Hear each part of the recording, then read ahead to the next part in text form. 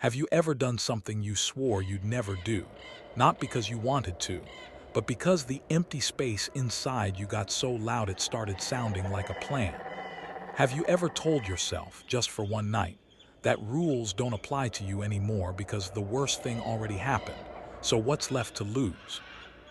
If you're here for a scary story, you'll get one. If you're here because you're desperate, because you miss someone and it's eating you alive, then I need you to hear me the way I wish someone had spoken to me. Desperation isn't proof you're right. It's proof you're tired. I used to think people who fell for supernatural stuff were either gullible or bored. I'm not proud of that, but it's true. I grew up in a house where feelings were treated like inconvenient weather, and anything mystical got laughed out of the room. If you couldn't measure it, it didn't exist. If it frightened you, you were being dramatic.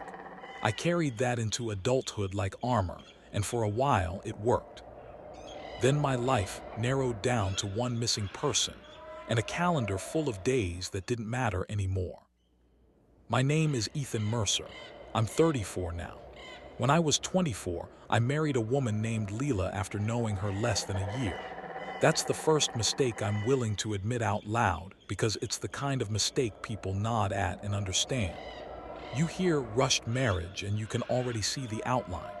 The charm, the intensity, the way everything feels like fate until it feels like a trap. Leela was electric when we met. Not just pretty, though she was more like she could turn a room toward her without trying.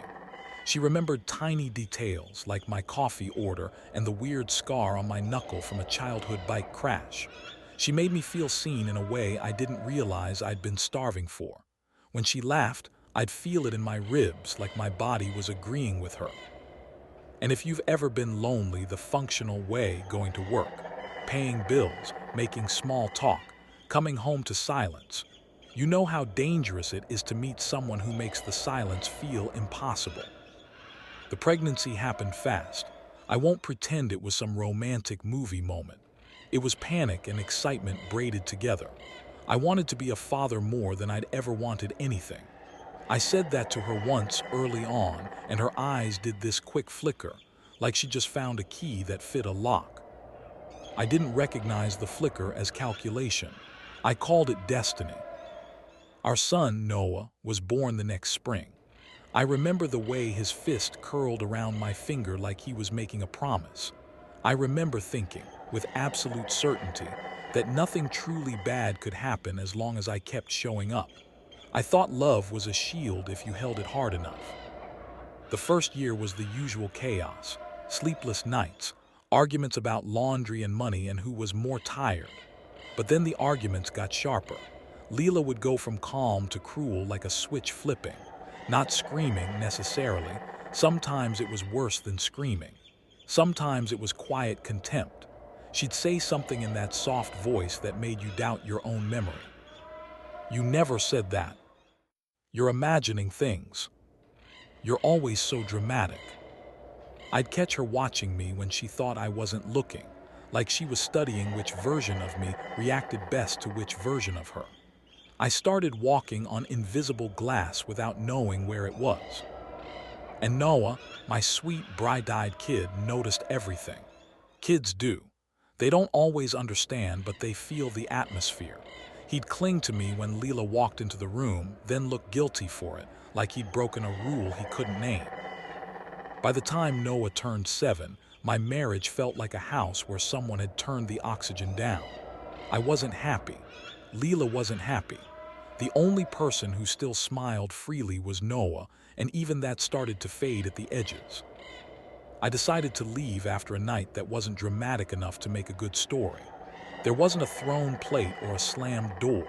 It was just Leela sitting at the table, scrolling her phone, and me realizing I couldn't remember the last time she'd asked how my day was and actually waited for the answer.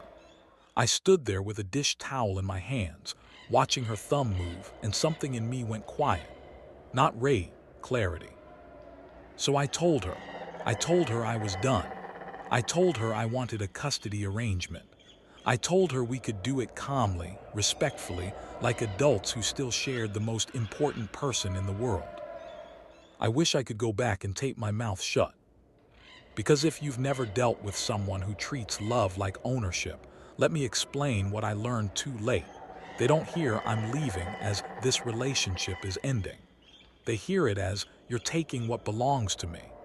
And once someone thinks you're stealing their property, they don't follow normal rules. 2 weeks after I told her, I came home from work and the house was wrong. That's the only way I can describe it. Wrong in the way an empty stage is wrong after the play ends. Noah's shoes were gone from the entryway. The magnets on the fridge were missing. The drawer where Leela kept passports and important papers was open, empty. I called her. No answer. I texted. No response. I checked Noah's room and saw the dinosaur blanket I'd tucked around him the night before, folded neatly at the foot of the bed like someone had made it for a photo. It was such a small detail, but it made my throat tighten because it felt deliberate, like she wanted me to see that she'd been calm, careful. I ran outside. Her car was gone. The neighbors' curtains twitched, but nobody came out. The police treated it like a domestic situation. They used phrases that sounded neutral but felt like punches. Parental rights, civil matter, we'll take a report. And then they looked at me the way people look at a man who claims he's been robbed by someone he invited inside. I hired an attorney. I drained my savings. I called every daycare, every school district within a few hours' drive. I learned the strange, humiliating vocabulary of missing children cases where the abductor is a parent, where the law moves like it's walking through mud. My friends tried for a while. They brought food. They offered distractions. They said things like, "She'll cool off, and he'll come back." I nodded so they'd stop talking because their hope sounded like a language I didn't speak anymore. After months, people stopped calling. Not out of cruelty, out of helplessness. It's hard to keep showing up for someone whose pain has no timeline. At some point, your grief makes other people feel guilty for still enjoying their lives. Mine didn't just enjoy their lives. They moved on. I stayed in the same spot, staring at the same empty chair at my kitchen table, the one Noah used to sit in and swing his legs while he told me about school and superheroes and the weird rules of kid friendships. I'd come home from work and listen to the silence until it felt like it had texture. I'd wake up at night and reach across the bed as if Noah might be there, small and warm, sneaking in after a nightmare the way he used to. Then my hand would hit cold sheets and I'd remember, and the remembering was always the sharpest part.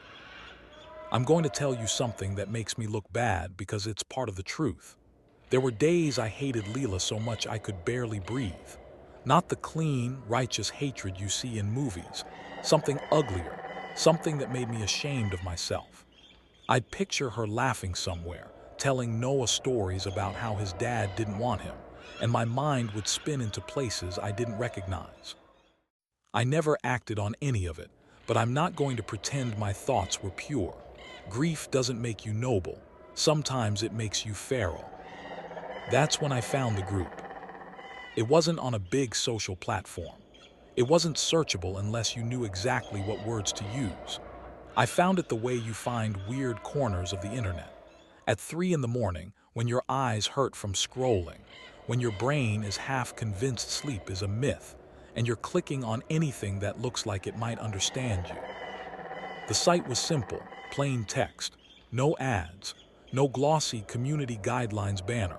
Just a forum for parents whose kids were gone, not dead, not confirmed missing in some dramatic headline way, just gone, taken by an ex, hidden, slipped through the cracks where the law says technically it's complicated. The posts were brutal in the quietest way. Fathers and mothers writing about birthdays that passed with no candles. People confessing they drove past their ex's mother's house just to see if a child's bike was in the yard.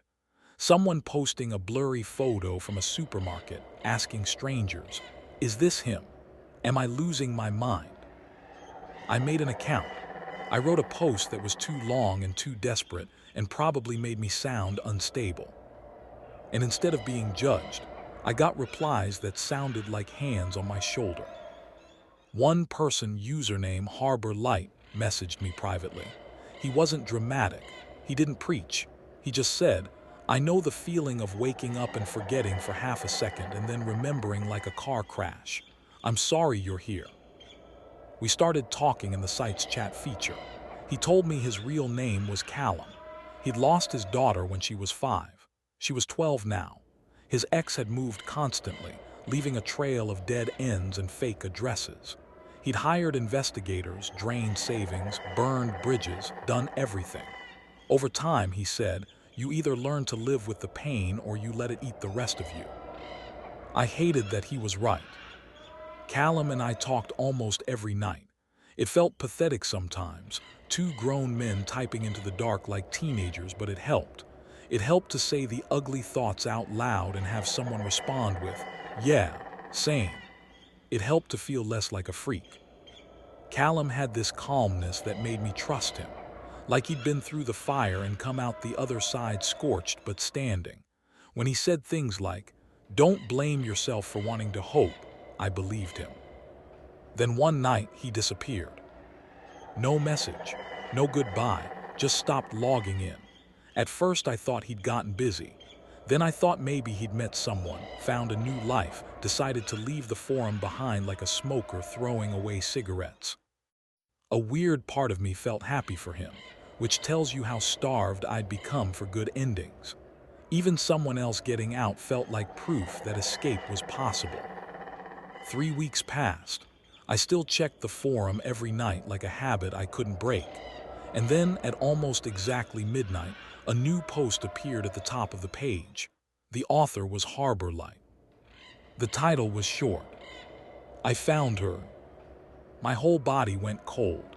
My first thought was relief, pure, stupid relief, like his miracle meant mine was next. My second thought was jealousy so sharp it made me nauseous. And then guilt, because jealousy has no place in a room full of missing kids. I clicked the post. It wasn't a happy update. It was here, the detective who helped me. It was here, the legal trick. It was something else, a story inside a story, a confession almost. He wrote about an old mailroom game he'd learned from someone who claimed to work in a government building, a place where letters were sorted and forwarded and returned. Callum said there were rumors that sometimes in those back rooms, things got misfiled that weren't paper. Requests, names, intentions. He called it the forwarding. Even now, writing this, I can feel that old itch in my fingers, the urge to copy the details, to lay them out neatly like instructions. That's how it gets you. That's how it got me. A simple list feels like control. It feels like a ladder out of the pit. So I'm not giving you the steps. I'm going to tell you what it felt like, and what it cost, and what I wish I'd understood before I treated the universe like a vending machine.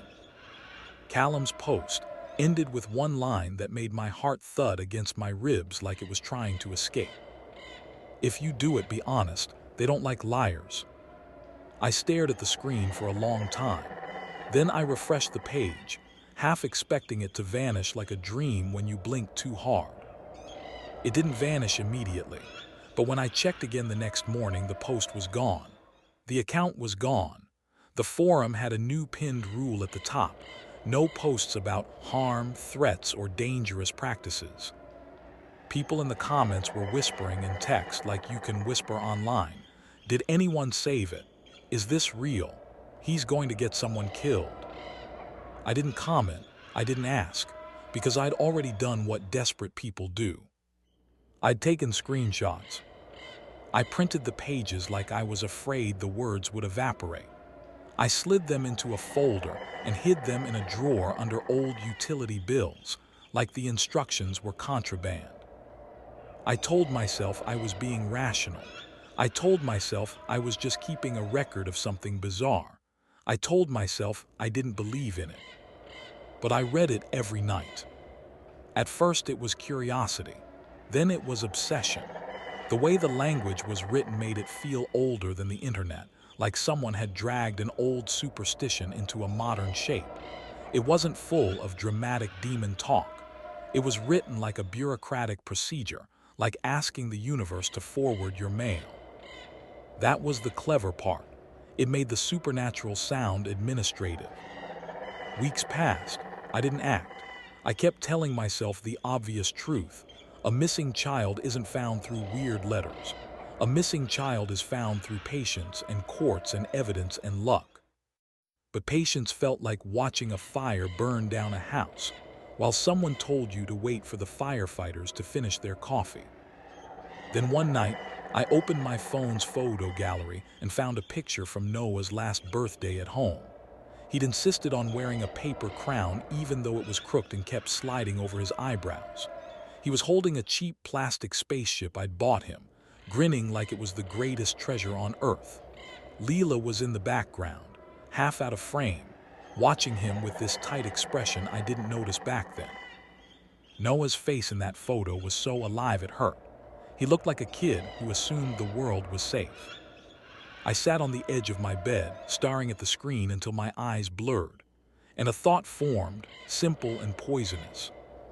If there's even a 1% chance, isn't it my job to take it? That's how you justify anything.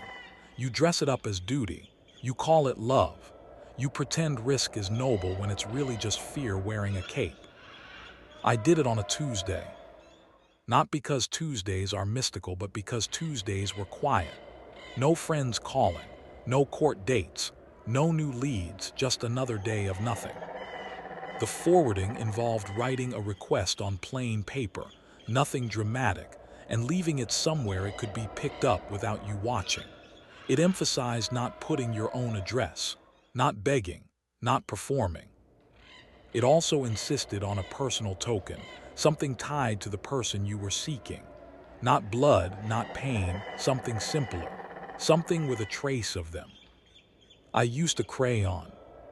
I still had a shoebox of Noah's old drawings, stick figure superheroes, lopsided houses with too many windows, a picture of me with arms like tree trunks because, in his mind, I was strong enough to lift anything. I took one drawing out and found a patch of blue crayon where he'd colored the sky so hard the wax made the paper shine.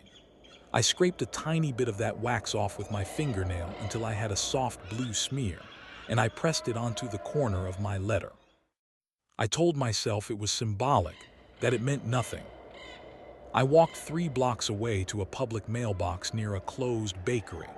I chose it because I couldn't see it from my apartment, because the post said not to. I remember thinking, as my hand hovered over the slot, that I felt ridiculous, like the universe should laugh at me for trying to negotiate with it using stationery. I checked the time on my phone.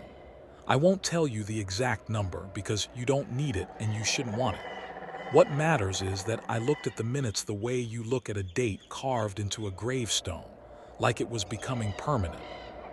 I dropped the envelope. The metal thunk sounded final. When I walked home, the streetlights seemed too bright. The air felt too clear. I kept expecting some sign, a crow, a sudden gust of wind, a voice. Nothing happened. The world stayed stubbornly normal, which, at that moment, made me furious. If the universe was going to ignore me, I wanted it to at least acknowledge it was ignoring me. For the next few days, I almost forgot. Not because I didn't care, but because my brain didn't know how to hold any more suspense without snapping. I went to work. I answered emails. I pretended I wasn't counting hours. Then, on the 4th day, I checked my mail and found an envelope addressed to me in handwriting I didn't recognize. No stamp, no return address. My hands went numb. I stared at it so long my neighbor asked if I was okay. I lied and said, "Yeah, just bills." I took it inside like it might bite me. I didn't open it right away. The rules, those quiet, bureaucratic rules, said you had to wait. You had to match the timing, like the universe was running on a schedule that didn't care about your impatience. So I put the envelope on my kitchen table and walked around my apartment like a trapped animal, glancing at it every few minutes to make sure it was still there. And here, where I need to insert something I wish more people admitted, part of me loved it. Not because I enjoyed fear, because fear meant possibility. Fear meant I wasn't stuck in the same dead-end story. Fear meant something was happening. When the time finally came, I chose the darkest room in my apartment, a small interior closet that used to be for coats. I moved the hanging jackets out and sat on the floor with a candle, a mirror propped against a shoebox, and the envelope in my lap. I remember thinking, absurdly, that I looked like a kid telling ghost stories at a sleepover. I almost laughed. The laugh died in my throat. Because when the candle lit the mirror, my reflection didn't look like me. Not at first.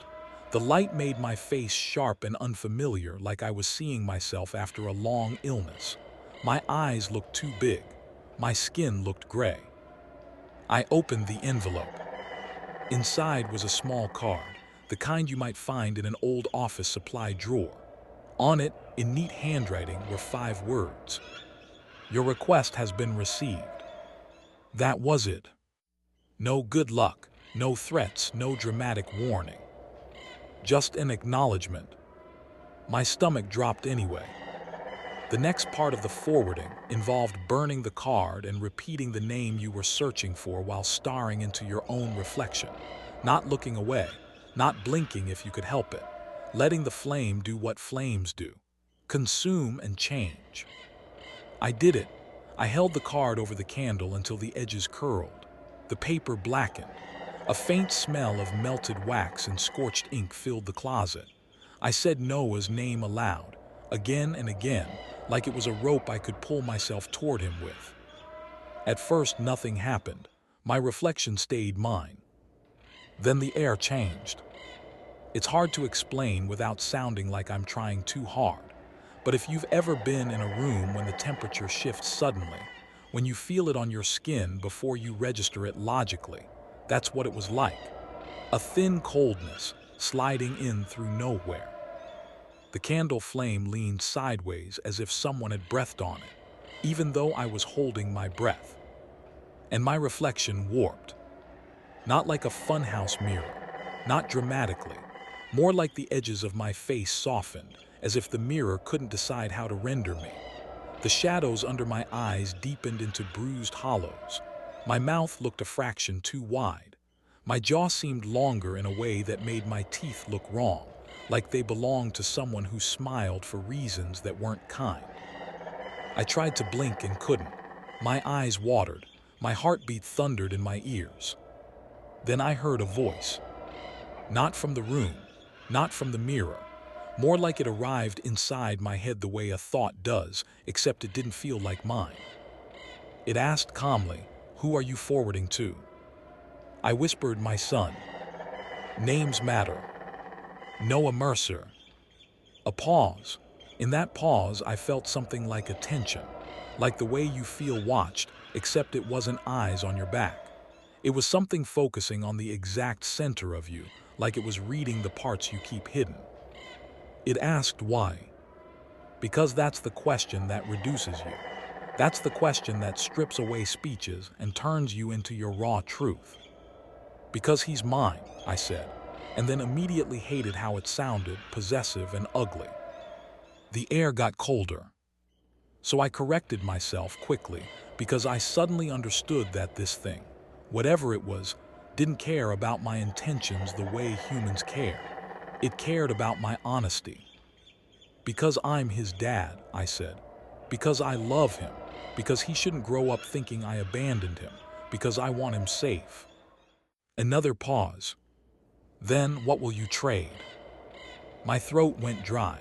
I remember a weird, disconnected thought. This is the part in stories where people sell their souls. This is where smart people stop. And I should have stopped. But I didn't. Because my brain latched onto the idea of a bargain, the way a drowning person grabs a stranger's arm. I'll trade anything that's mine, I said. My comfort, my money, my pride, my sleep, whatever you want from me. The voice asked, will you trade someone else's comfort? I froze. Here's the part that makes me sweat even now. Because if I'd been purely noble, I would have said no. If I'd been purely selfish, I would have said yes. I said something in between, the worst kind of answer. I don't want anyone hurt, I said. I just want my son back. The coldness eased slightly, like the room had relaxed its grip. The voice asked a few more questions, not about addresses, not about clues, about me, about what I'd done, about what I'd thought, about whether I'd ever wanted Leela to suffer, about whether I'd ever wished the world would punish her for what she'd taken from me. I tried to answer carefully, truthfully, but I was also terrified, and fear makes you edit yourself without realizing it. Finally, the voice said, "Forwarding takes time." Then it added, almost like an afterthought, "Do not send again unless asked." The candle flame steadied. The mirror snapped back to normal so suddenly I gasped, like I'd been underwater. I sat there in the closet for a long time after, shaking, staring at my own face like it might shift again if I let my guard down. Eventually, I blew out the candle and crawled out into my apartment, where the lights felt obscene. The next day, exactly as the rules required, I wrote a second letter. This one was a thank you. Not groveling, just acknowledgement, like you'd write to a stranger who'd helped you change a tire on the side of the road. I used another tiny smudge of Noah's blue crayon wax because the rules insisted. The trace must be consistent. I mailed it from the same place. Then I waited. The site said if you did it right, you'd receive an answer within a week, an address, a location, somewhere to go, somewhere the person you were seeking could be found. If you didn't receive an answer, it meant you failed. And if you failed, well, the wording didn't say you will be punished. It said the forwarding will correct itself. At the time, I didn't understand what that meant. By day 3, I was anxious. By day 5, I was convinced I'd messed something up, that I'd blinked too long, that my answer about trading comfort had been wrong, that my hesitation had been noticed. By day 7, I was barely functioning. I checked the mail like a ritual of my own, 4, 5, 10 times a day. I couldn't focus on work. I barely ate. I slept in short bursts full of dreams where my mailbox was filled with empty envelopes. On the last day, in the last stretch of hours, I sat on my couch staring at the front door as if the mail itself might come knocking. No letter arrived. The week ended, and my mailbox was full of everything except what I needed. I remember the exact shape of the despair. It wasn't dramatic sobbing. It was more like my insides turned to wet sand. I sat on my kitchen floor with my back against the cabinets and laughed once, just one short sound, because it was so absurd. I'd let myself hope again. I'd let myself believe in a shortcut. And now, if the rules were true, I'd done something worse than waste my time. I'd triggered a correction. Nothing happened that night. Nothing happened the next night. On the third morning after the week ended, my phone rang. Unknown number. I answered with a voice that didn't sound like mine. A calm woman said, "Mr. Mercer, this is Officer Delaney with the county police in Bryan County. Are you Noah Mercer's father?" My legs went weak, so fast I had to sit down. "Yes," I managed. "Yes, where is he?" There was a pause that lasted long enough to stretch my nerves into wire. "We have a child who matches his description," she said carefully. "He was found with an adult woman. We need you to come down here." "What happened?" My voice cracked. "Is he hurt?" "He's not physically injured," she said, "but he's shaken and we have questions." "Where is he?" I repeated, because my brain couldn't hold anything else. "At the Bryan County station," she said. "Can you get here today?" I didn't remember grabbing my keys. I didn't remember locking my door. I only remember driving like I was in a tunnel, the world outside the windshield blurred and irrelevant. I arrived at the station with my hands shaking on the steering wheel.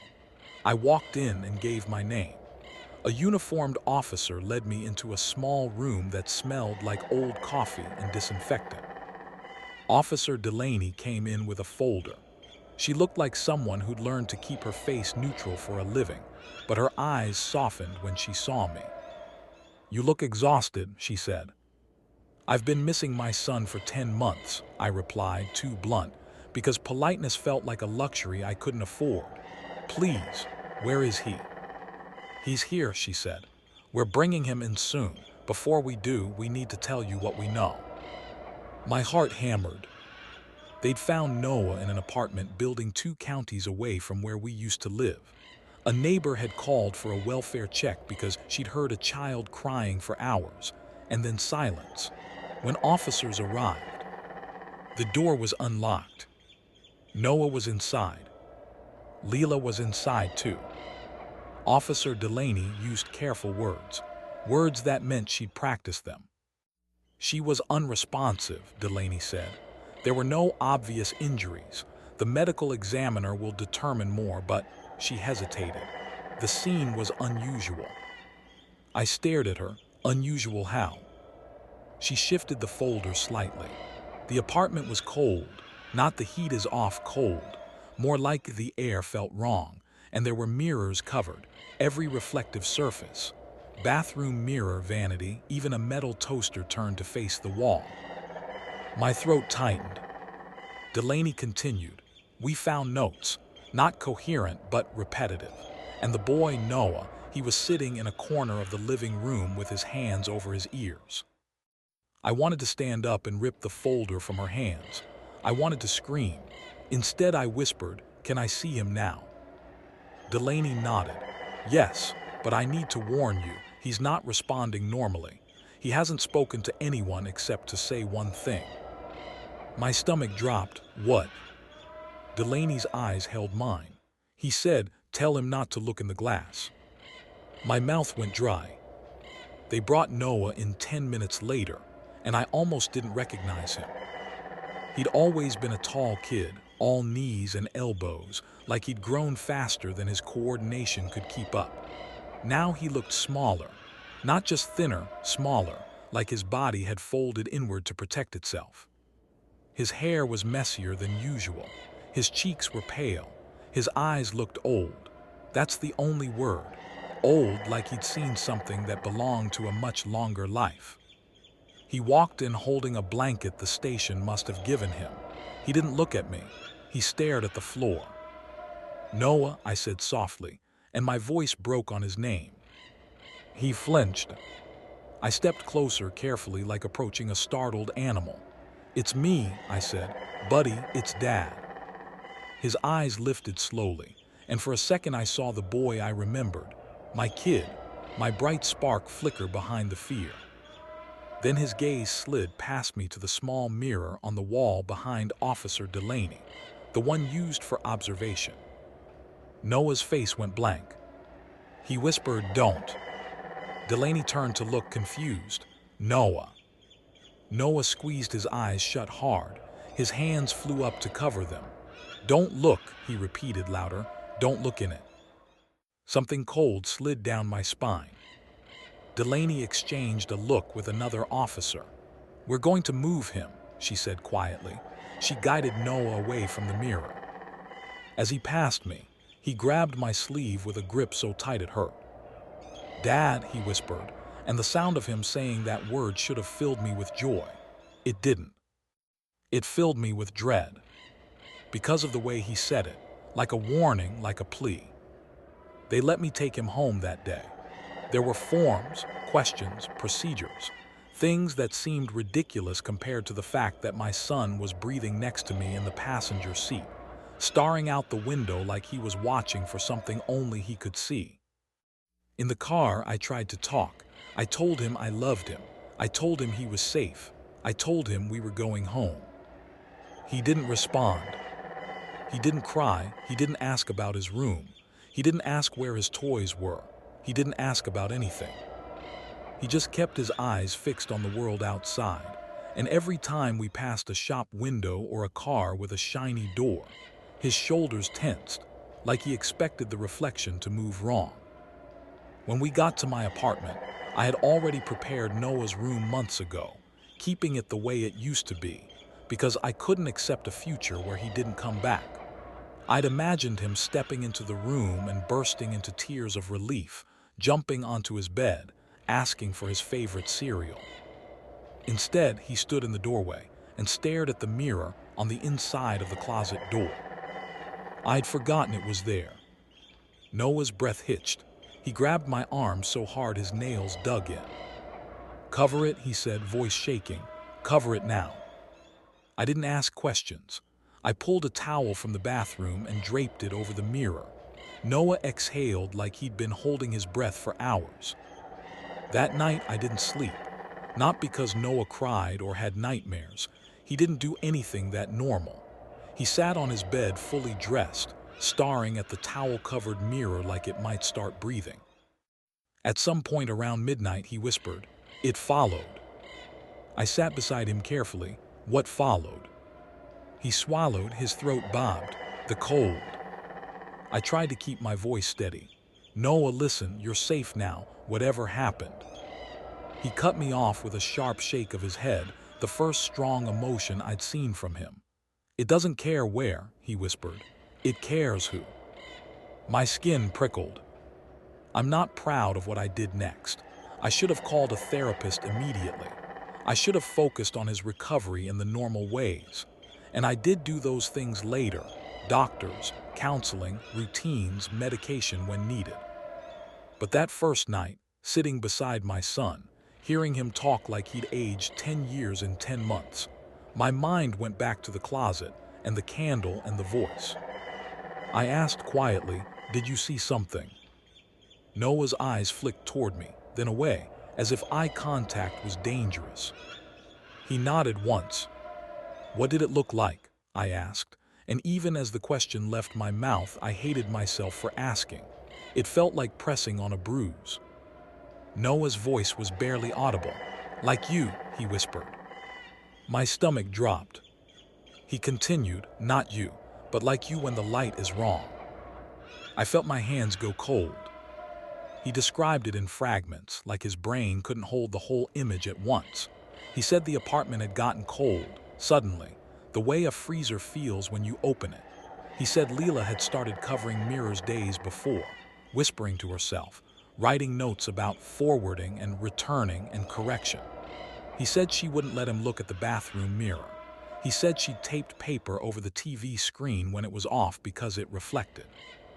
He said, one night, she'd been standing in the living room, staring at the wall above the dark television like she was reading something written in the air. Noah had asked what she was doing. She hadn't answered. Then the cold came. He said he heard a sound like paper crumpling, even though nobody touched paper.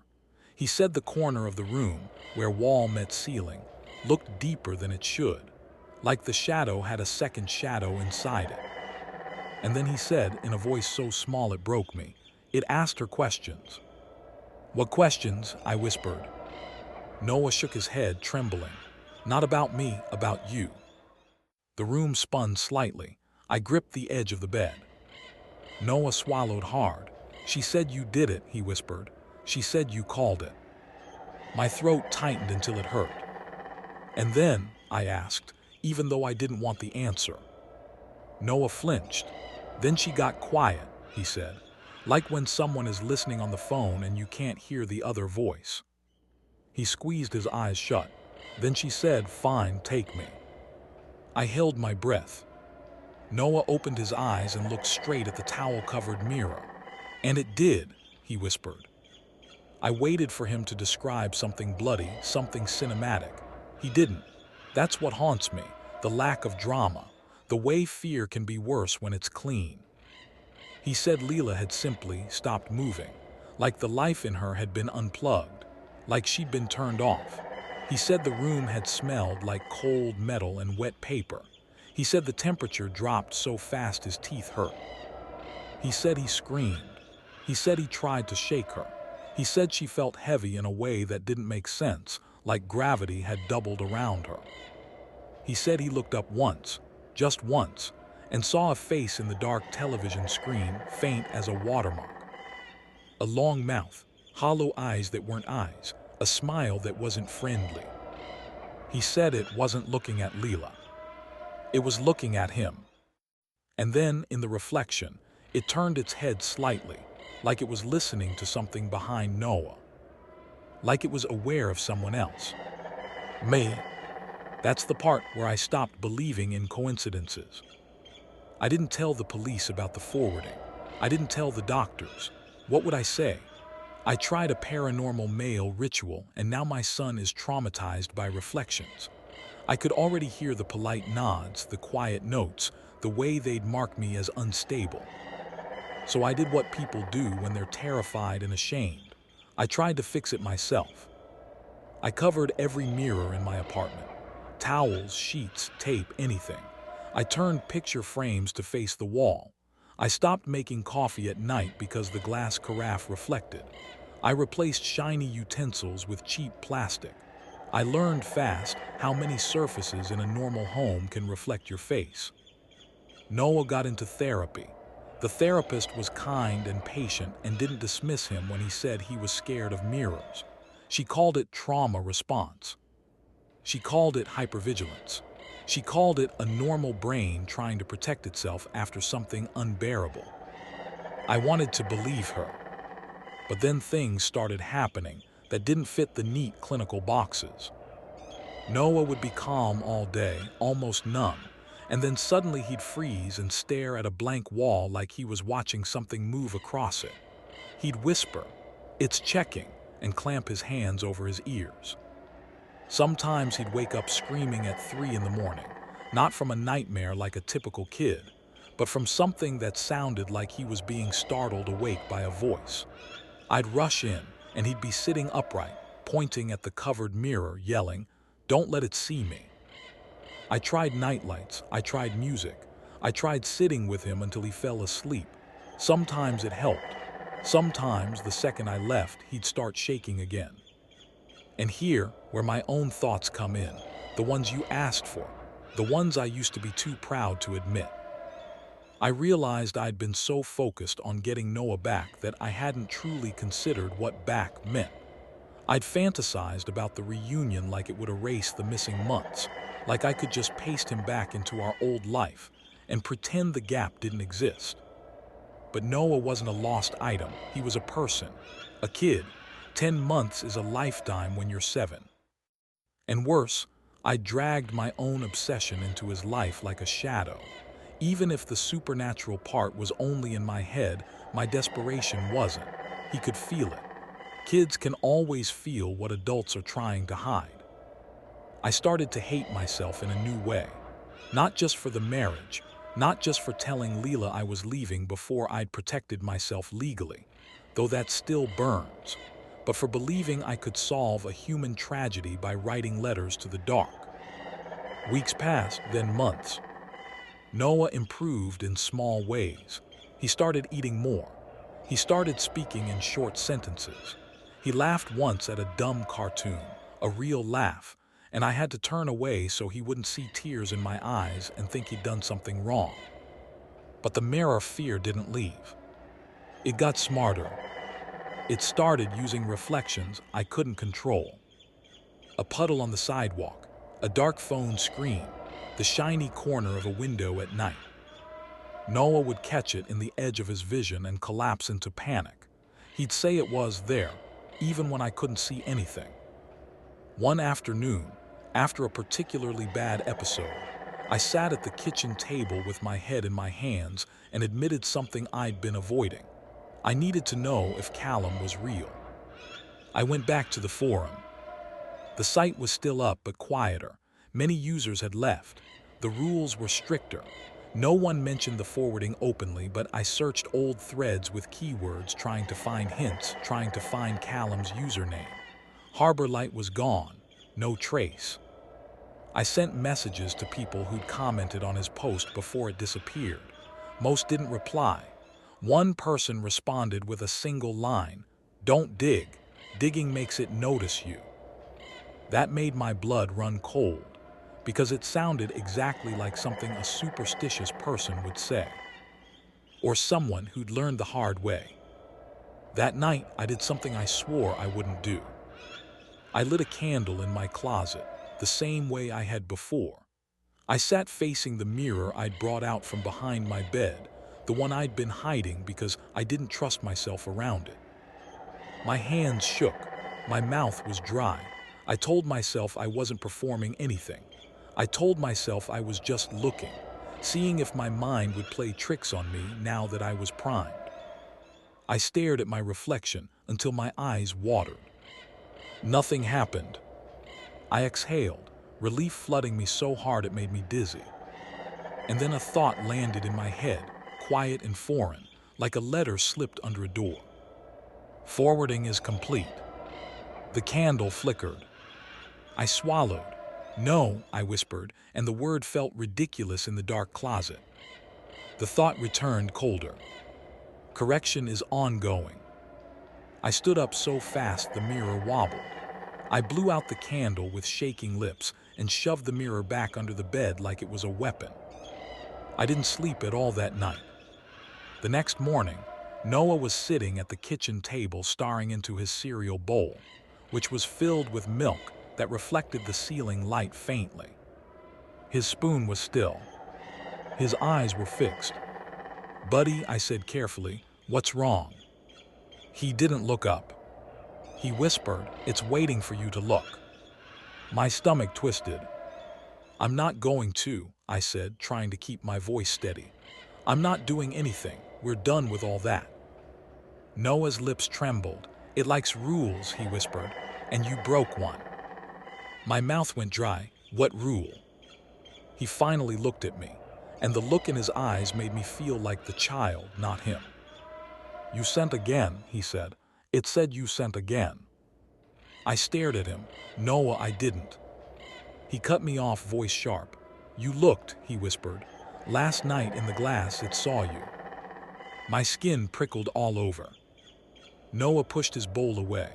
He stood up, walked past me, and stopped in the hallway where a framed photo used to hang, now just a blank patch on the wall because I'd removed anything glossy.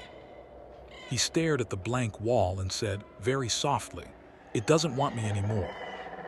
My heart lurched. "Don't say that, don't ever say that." Noah's voice was flat. "It wants the one who asked." I couldn't breathe for a second. Because that's what I'd told the voice in the closet months ago, that I'd trade anything that was mine. I'd assumed that meant I'd suffer. I'd assumed, selfishly, that I'd be the one to pay. But the forwarding hadn't taken Noah, it had taken Leela. And now it was looking at my son like a receipt, checking whether the transaction had been fair. That day, I made a decision that might sound stupid to you, but it was the first decision in months that felt like a father's decision instead of a desperate man's. I stopped chasing the supernatural.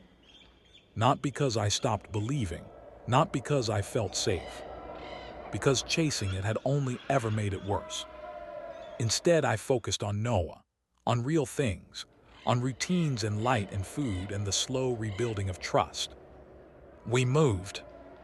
Not across the country, just to a different place with more windows, more sunlight, fewer corners. I picked an apartment with white walls and a balcony that caught morning sun. I bought cheap mirrors with plastic frames and kept them covered, but I didn't make it a dramatic ritual. I didn't whisper about it.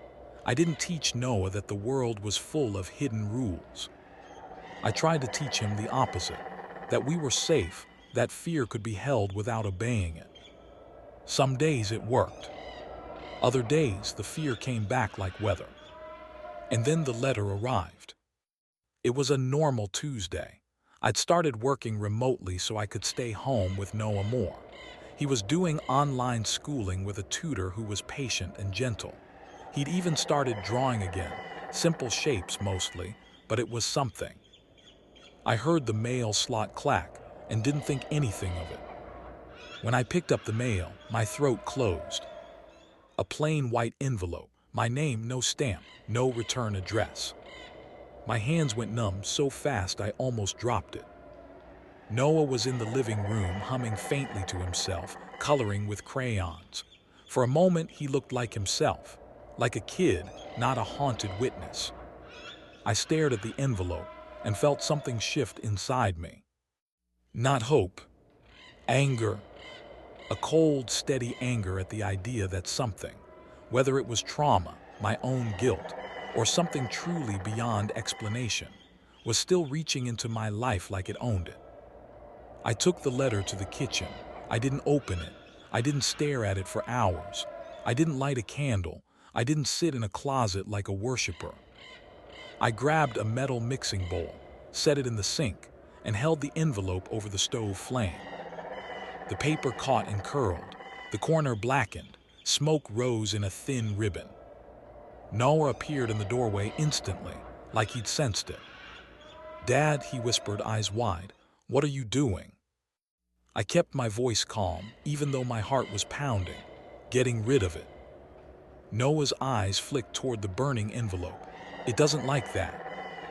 I stared at the flame consuming the paper. "I don't care." Noah swallowed. His hands trembled at his sides.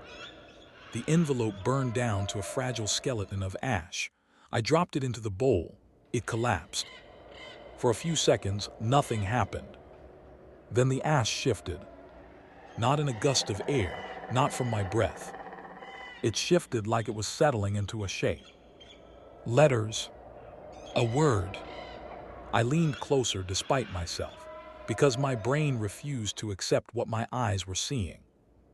The ash spelled a single line before it crumbled into nothing. "Return to sender." My lungs forgot how to work. Noah backed up a step, whispering, "See, rules." I straightened slowly. My hands were shaking, but my voice came out steadier than I expected. "Noah," I said, "listen to me." He looked at me scared.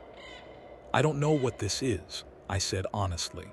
"I don't know if it's something real or something our minds are doing because of what happened, but I do know something." He waited. "We're not playing its game anymore," I said. "Not you, not me." Noah's eyes filled with tears. "What if it makes you go away?" That question, so small, so childlike, hurt more than any supernatural threat ever could. I crouched in front of him and took his hands gently. "Then we deal with it together," I said. "But I'm not leaving you, and I'm not making deals, and I'm not answering questions in the dark." Noah's lower lip trembled. It said it can wait. I nodded once, then "It can wait." That night I sat outside Noah's room until he fell asleep. I didn't hide from his fear, but I didn't feed it either. When he whispered that he saw something in the corner, I didn't say, "Yes, it's real." I didn't say, "No, it's imaginary." I said, "I believe you're scared, and you're not alone." And here's the part of the ending that isn't dramatic, but it's true. We're still here. Noah still struggles.